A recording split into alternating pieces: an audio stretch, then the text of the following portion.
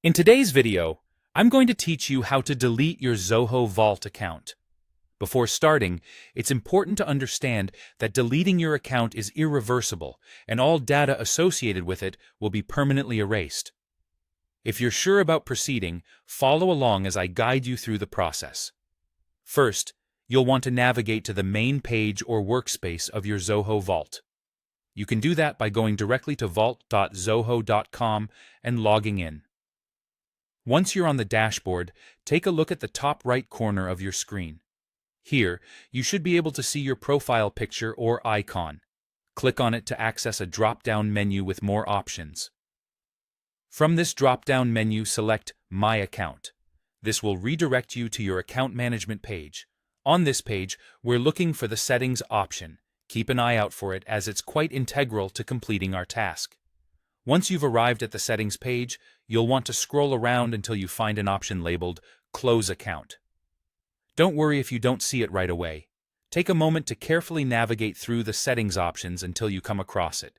It's easy to miss but essential for the steps to proceed. By clicking this option, you further your journey in closing your Zoho Vault account. Now, you'll be presented with a choice to close your organization. This step is crucial, and remember that selecting this will permanently delete your organization and all the data tied to your account. If you're certain about your decision, go ahead and click Close Organization. It's always good to double-check your decision before finalizing anything.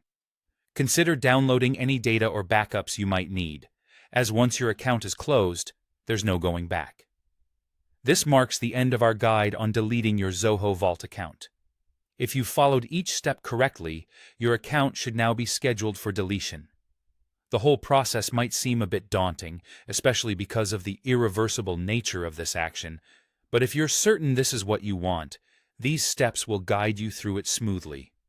Remember, if you ever need to use Zoho Vault again in the future, you can always create a new account. Thanks for watching, and if you found this video helpful, be sure to like and subscribe for more content like this.